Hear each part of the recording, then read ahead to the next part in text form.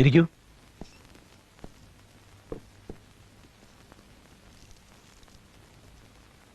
നിങ്ങളുടെ അച്ഛനെ കോടതിയിൽ കൊണ്ടുപോയിരിക്കുകയാണ്. അവിടുന്ന് റിമാൻഡ് ചെയ്ത് നേരെ സബ് ജയിലിലയക്കും. ഇങ്ങോട്ട് കൊണ്ടിരില്ല. എന്നാ ഞാൻ അങ്ങോട്ട് പോവാ സാർ. കോടതിയിൽ വെച്ചൊന്നും സംസാരിക്കാൻ സാധിക്കില്ല. പിന്നെ സബ് ജയിലിൽ പോയാൽ അവർക്ക് ഇഷ്ടമുണ്ടെങ്കിലേ അനുവദിക്കൂ. നിർബന്ധിക്കാനൊന്നും പറ്റില്ല. They have their formalities. അച്ഛനെ അറസ്റ്റ് ചെയ്യാൻ എന്താ കാരണം? കാരണം ഉണ്ടാവും, ഇല്ലെങ്കിൽ ഉണ്ടാക്കാനാണോ പ്രയാസം? അച്ഛന്റെ കഥ മകനെ പറഞ്ഞ് മനസ്സിലാക്കേണ്ട ആവശ്യമില്ല. അതൊക്കെ പഴയ കഥ. ഇനി ഞാൻ പറയാൻ പോകുന്നത് സ്ട്രിക്ട്ലി അൺഒഫീഷ്യലാണ്. പൊളിറ്റിക്കൽ അറസ്റ്റാണ് ഇപ്പൊ നടന്നിരിക്കുന്നത്.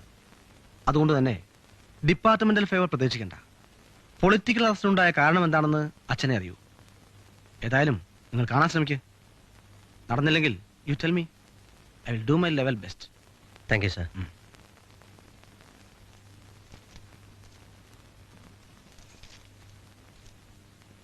സാർ, കോടതിയിൽ കൊണ്ടുപോകുമ്പോൾ വിലങ്ങ് വയ്ക്കോ? അങ്ങനെ വേണമെന്നൊക്കെ റൂളുണ്ട്. ചിലപ്പോൾ വേണ്ടെന്ന് വെക്കാം.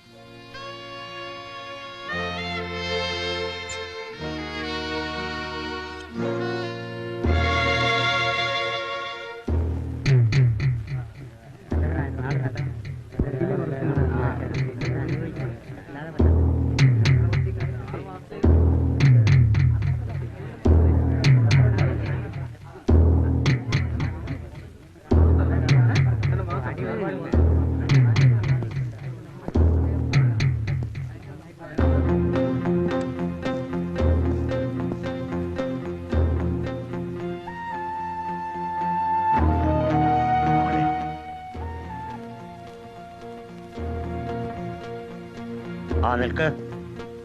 ആ വിലങ്ങെടുക്ക്.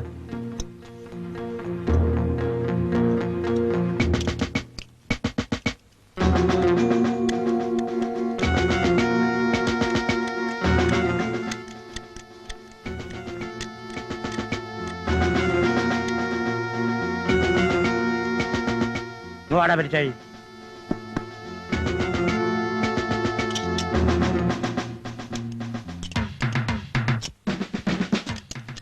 വേണ്ട മോനെ, ഈ സ്ഥിതിയിൽ പോയി കാണണ്ട.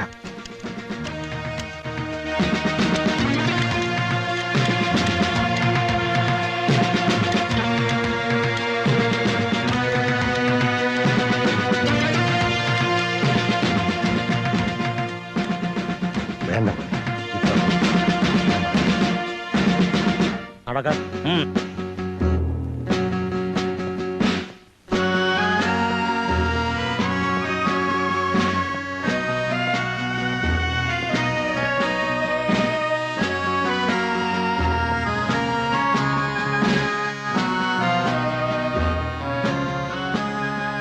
നടക്കണോ?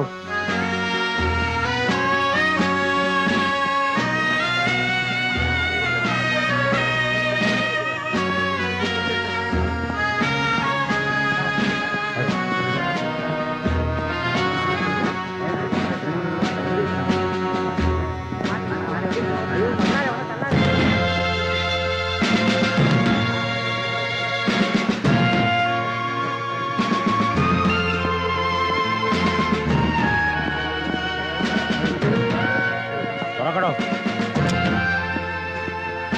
ആ വേണം.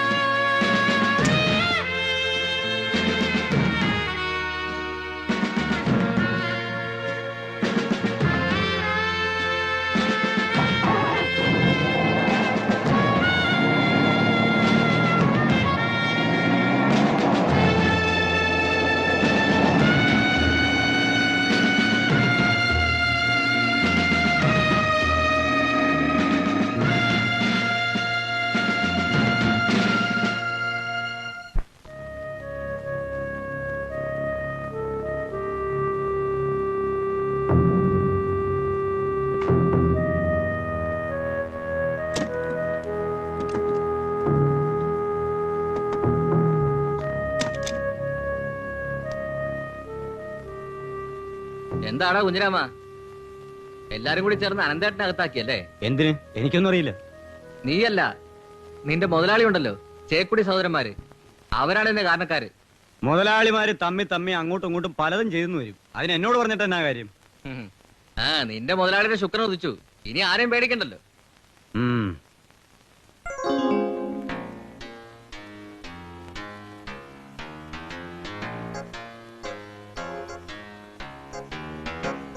ഇതാണ് നമ്മുടെ ഹോട്ടലിന്റെയും ഷോപ്പിംഗ് കോംപ്ലക്സിന്റെയും മോഡൽ.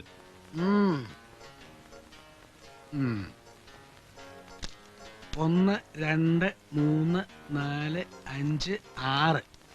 എടോ മാത്തുക്കുട്ടി, 9 നിലയ്ക്ക് തന്നെ കിടക്കട്ടെ ഫൗണ്ടേഷൻ. പിന്നെ വേണമെങ്കിൽ കെട്ടാവല്ലോ. മുനിസിപ്പൽ സാങ്ഷന്റെ കാര്യത്തെക്കുറിച്ച് താൻ പേടിക്കൊന്നും വേണ്ട. നമുക്ക് ആഭ്യന്തരമന്ത്രിയെ കൊണ്ട് തന്നെ തറക്കല്ലൂരിക്കണം. ആഭ്യന്തരമന്ത്രി ഇരുന്നോട്ടെ, പക്ഷെ മുഖ്യമന്ത്രി തന്നെ വേണം തറക്കല്ലിടാൻ. എന്തിനാടോ? അത് വേണം വർക്കിച്ചേട്ടാ. ആഭ്യന്തരമന്ത്രി നമ്മുടെ ആളല്ലേ. കല്ലിട്ടാലും ഇല്ലെങ്കിലും പുള്ളിക്കാരന് പ്രശ്നമൊന്നും ഉണ്ടാവില്ല. മുഖ്യമന്ത്രിയെ ഒന്ന് പ്രത്യേകം ഗവനിക്കുന്നത് നല്ലതല്ലേ? അതൊക്കെ പിന്നെ തീരുമാനിക്കാം. പക്ഷെ അതിനു മുമ്പ് സ്ഥലത്ത് നിന്ന് ആന്റണിയെ ഒഴിപ്പിക്കണം. വേണം. കോടതിയിൽ നിന്ന് ആ സ്റ്റേ ഒന്ന് വെക്കേറ്റ് ചെയ്ത് കിട്ടിയാൽ ബാക്കി കാര്യം ഞാൻ ഏറ്റു. നമ്മുടെ സ്ഥലത്തിനോട് ചേർന്ന് കിടക്കുന്ന പുറമ്പോക്ക് പതിച്ചു കിട്ടുന്ന കാര്യം എവിടെ വരെയായി? അതൊക്കെ താനെ ശരിയായിക്കൊള്ളുന്നേ. ഏതായാലും എന്റെ ആളുകളെ തൊട്ടവന്റെ കൈയൊടിക്കൊന്ന് വീരവാദം മുഴക്കാൻ ഇപ്പൊ അകത്തായില്ലേ? നിന്റെ നിർബന്ധം കൊണ്ടാ. ഇല്ലെങ്കിൽ പുറത്തു നിന്നാലും ഒരു ചുക്കും ചെയ്യാൻ പോകുന്നില്ല. അങ്ങനെ തള്ളിക്കളയണ്ട. അനന്തൻ പറഞ്ഞാൽ ചെയ്യും, ചെയ്തിട്ടുണ്ട്. എന്റെ കുട്ടിക്കാലം മുതൽ ഞാൻ അനന്തനെ അറിയുന്നതാണ്. പിന്നെ പോലീസ് വകുപ്പും മന്ത്രിയും നമ്മുടെ കയ്യിലുള്ളപ്പോഴോ? അതൊക്കെ ഇപ്പോഴല്ലേ ഉണ്ടായത്. കഴിഞ്ഞ ആഭ്യന്തരമന്ത്രി ശേഖരൻ രാജിവെക്കുന്നത് വരെ അനന്തൻ രാജാവ് തന്നെയായിരുന്നു. അയാളെ അറസ്റ്റ് ചെയ്യാൻ പോലീസ് എത്ര പാടുപെട്ടെന്നറിയാവോ? ലാത്തി ചാർജ് വരെ ഉണ്ടായി. ചെറിയാൻകുട്ടി എവിടെ? അവൻ വീട്ടിൽ കാണും.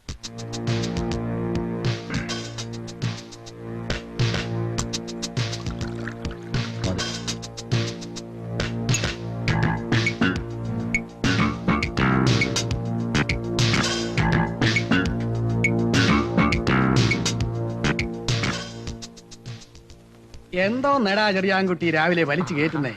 ഒന്നുമില്ല, ഒരു നീർവീഴ്ച പോലെ. അതാ. അതോ അനന്തം പുറത്തിറങ്ങിയ പകരം ചോദിക്കുന്നുള്ള ഭയമാണോ? ആർക്കാ ഭയം? എനിക്കോ? അതൊക്കെ ഇച്ഛായനേ ഉള്ളൂ. അല്ല വർക്കിച്ചേട്ടാ, ഉടനെ എങ്ങനെ അനന്തം മുതലാളിയെ പുറത്തു വിടുമോ? ആരടാ മുതലാളി? അല്ല മുതലാളി എന്ന് വെച്ചാ പഴയൊരു മുതലാളിയല്ലേ. ചെറിയാൻകുഞ്ഞിന്റെ അപ്പന്റെ പഴയ പാർട്ണർ ആയിരുന്നില്ലേ? എന്ന് വെച്ചാ ഇപ്പൊ മുതലാളിയൊന്നും അല്ല. അപ്പന്റെ പാർട്ട്ണർ അങ്ങേരൊരു സാധു മനുഷ്യനായിരുന്നു. അതറിഞ്ഞ് ഇവ ശരിക്കും പറ്റിച്ചതാ. ഇനി ഇപ്പൊ നിങ്ങളുടെ സമയം. തിരിച്ചു ചോദിച്ചോ? ആര് വേണ്ടാന്ന് പറഞ്ഞു? അല്ലടാ ബാവേ? അതെ അതെ, ഇഷ്ടം പോലെ ചോദിക്കുകയും വാങ്ങുകയും ചെയ്യും. അല്ല ഒരു സെക്കൻഡ്, ഒരു കാര്യം ചോദിച്ചോട്ടെ. അല്ല വർക്കിച്ചേട്ടാ, അനന്തൻ മുതലാളി അല്ല അനന്തൻ അയാളെ ഉടനെ വിടുവോ അതോ കുറച്ചു ദിവസം അവിടെ കിടത്തുവോ? 6 മാസം മിനിമം. പിന്നെ ബോർഡ് കൂടി തീരുമാനിക്കും. വേണം തോന്നിയാ പിന്നെ എക്സ്റ്റെൻഡ് ചെയ്യാം. എങ്കിൽ സർക്കാർ ചെലവിൽ ഒരു 5-6 വർഷം അവിടെ തന്നെ കിടക്കട്ടെ, കൊഴുക്കട്ടേന്ന് തോന്നുന്നു. ഇന്നാൾ അനന്തൻ എന്റെ കരണക്കുട്ടിക്ക് ഒരെണ്ണം തന്നിട്ട് ചെവിയുടെ പെരിസ്ട്രോയ്ക്ക് അതെറിച്ചു പോയി. ആ CI ഭരതൻ തന്നല്ലേ അനന്തനെ അറസ്റ്റ് ചെയ്തത്? പിന്നെ അത് ഞാൻ SP-യോട് പ്രത്യേകം വിളിച്ചു പറഞ്ഞിരുന്നു അവനെ തന്നെ അയക്കണമെന്ന്. കാരണം ഭരതൻ അനന്തന്റെ ഒരു പഴയ വിരോധിയാ. 3-4 വർഷം മുമ്പ് ഭരതൻ ഇവിടെ ട്രാൻസ്ഫർ ആയി വന്നപ്പോ അന്ന് തന്നെ അനന്തനുമായിട്ട് നടക്കി. അന്ന് അനന്തന്റെ പുഷ്കരകാലമായിരുന്നത് കൊണ്ട് 24 മണിക്കൂറിനകം ഭരതനെ സ്ഥലം മാറ്റിച്ചു. ഇതിന്റെ വൈരാഗ്യം ഭരതനിൽ കാണാതിരിക്കുവോ? അല്ല 6 മാസത്തിന് മുമ്പ് അനന്തന് പുറത്തിറങ്ങാൻ പറ്റില്ലേ? അതിന് എന്നെ പോലുള്ള ആളുകൾ വിചാരിക്കണം. കണ്ണടച്ച് തുറക്കുന്നതിന് മുമ്പേ 180 ദിവസം തീരും. അത് കഴിഞ്ഞാല് നീ കണ്ടോടാ വാവേ, ഇതിപ്പോ തുടങ്ങിയതല്ലേ ഉള്ളൂ. അല്ലേ വർക്കിച്ചേട്ടാ? പിന്നെ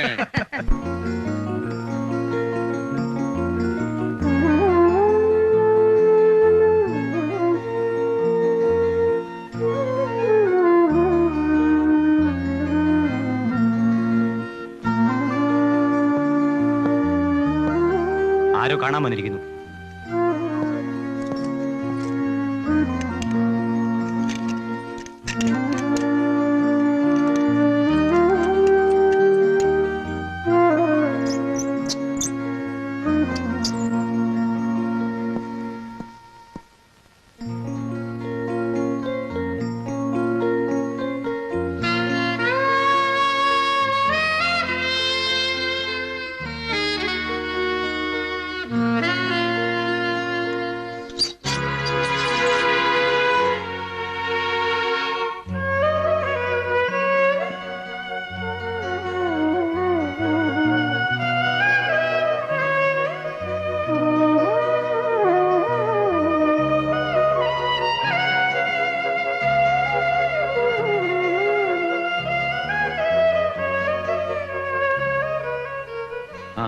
എല്ലാരും ഉണ്ടല്ലോ. നീ എപ്പോ വന്നു? ഇന്നലെ രാവിലെ. ആ, ഒരു സിഗരറ്റ് തരൂ ശങ്കര. പേടിയേ ഉള്ളല്ലോ. മതി, ഒന്ന് വലിച്ചോട്ടെ. ആ.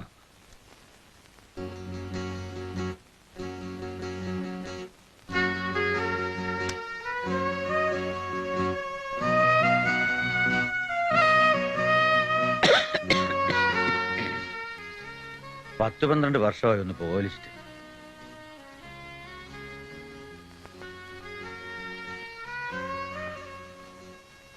എന്താ ശങ്കര, IG മുതൽ താഴോട്ടുള്ളവരെല്ലാം തന്റെ സുഹൃത്തുക്കളല്ലേ? എന്നിട്ട് എന്തായി? വല്ലതും നടക്കുവോ?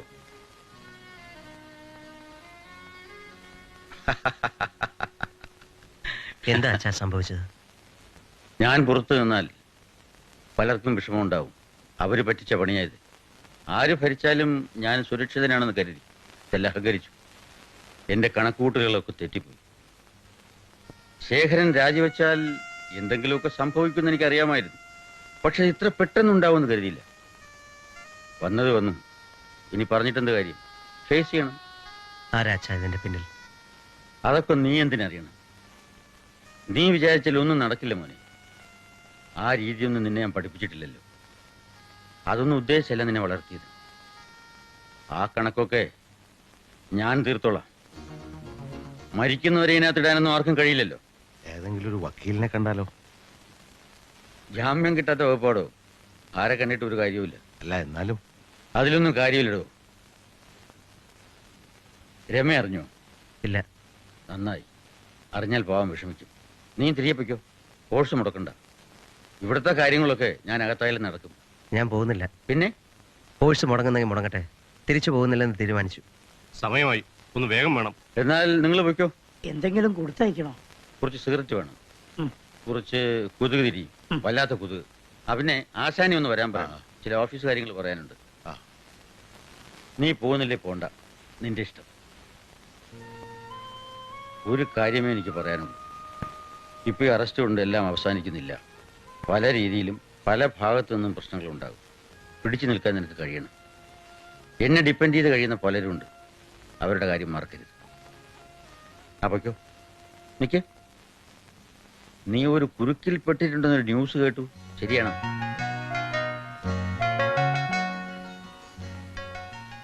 നിനക്ക് ധൃതിയൊന്നുമില്ലല്ലോ. ഞാനൊന്ന് പുറത്തിറങ്ങിയിട്ട് പോരെ? അയ്യോ അച്ഛാ, എനിക്ക് സന്തോഷമേ ഉള്ളൂ. ശങ്കര, ഓ, ഞാനങ്ങനെ പറഞ്ഞു എന്ന് വെച്ച് വക്കീലിനെ കാണാതെ ഒന്നും ഇരിക്കണ്ട. പിന്നെ വീട്ടിലിരിക്കുന്ന ആ തോക്കും തിരകളും എടുത്ത് മാറ്റി വയ്ക്കണം. എന്നാ നിങ്ങൾ പൊയ്ക്കോ. ശരി.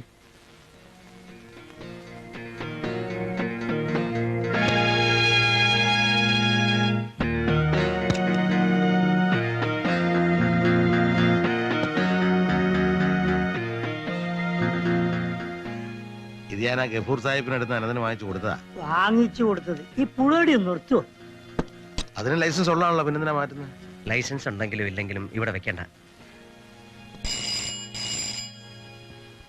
ചേച്ചി, ഓ. ഇതൊന്ന് പാക്ക് ചെയ്തേക്ക്. ഓ, ഓ.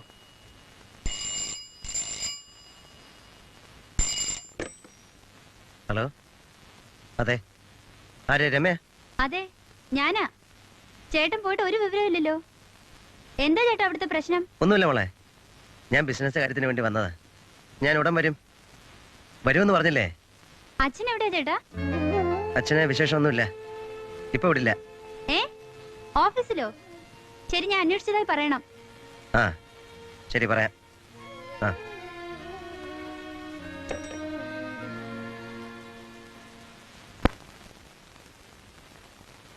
എന്താ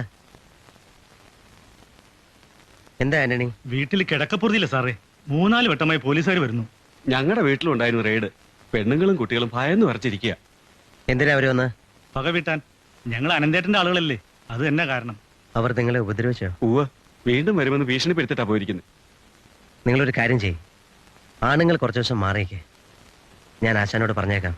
ഓഫീസിൽ പോയി പൈസ വാങ്ങിച്ചോ. ഓ, അങ്ങനെ എല്ലാവർക്കും മാറിയിക്കാൻ പറ്റില്ല. എനിക്കൊരു കമ്പനി ഉണ്ട്, അത് പൂട്ടിയിട്ടാൽ. നിവൃത്തിയില്ലാത്തവർ പോകണ്ട, ബാക്കിയുള്ളവർ മാറിയിക്കട്ടെ. തൽക്കാലം അതേ മാർഗമുള്ളൂ. സാറ് ഞങ്ങളുടെ ഒപ്പം ഉണ്ടാവുന്ന ഉറപ്പ് പറഞ്ഞാൽ ബാക്കി കാര്യം ഞങ്ങളേറ്റു. അതൊന്നും വേണ്ട, നിങ്ങൾ പൊയ്ക്കോളൂ. ഈ ആന്റണി കാരണോ മുതലാളിക്ക് ഗതി വന്നത്?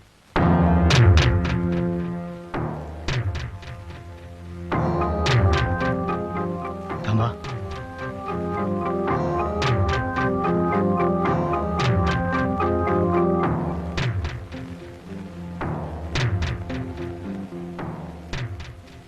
പറയാ ആന്റണി, എന്തിനാ അച്ഛനെ അറസ്റ്റ് ചെയ്തത്? എനിക്കറിഞ്ഞുകൂടാ.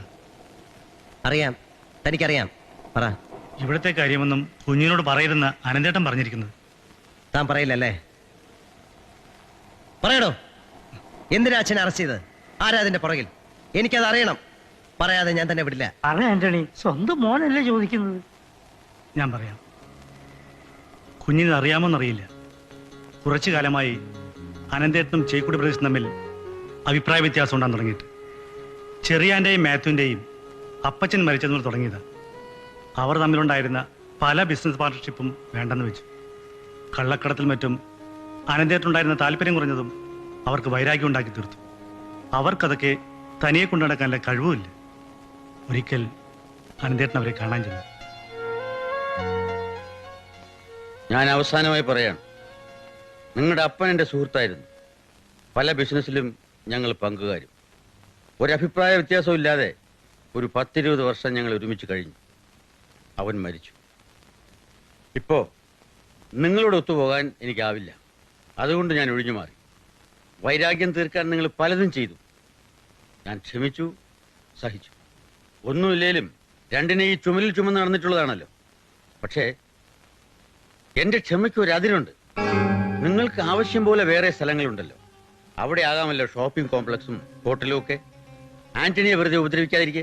ഞങ്ങളുടെ സ്ഥലത്ത് ഞങ്ങൾ മണിമാളികയോ പാട്ടക്കക്കസോ പണിയും. അത് ഞങ്ങളുടെ ഇഷ്ടം. എന്റെ അപ്പം പാവമായിരുന്നുകൊണ്ട് നിങ്ങൾ എന്ത് പറഞ്ഞാലും റാം മോള് കേൾക്കുമായിരുന്നു. അത് താൻ മുതലെടുത്തു. തനിക്ക് സ്വന്തമായിട്ട് ഫാക്ടറി ഉണ്ടായി. മകള് പരീക്ഷ കഴിഞ്ഞവരും പ്രാക്ടീസ് ചെയ്യാൻ ഹോസ്പിറ്റൽ, സ്കൂൾ മാനേജ്മെന്റ്, അങ്ങനെ എന്തെല്ലാം.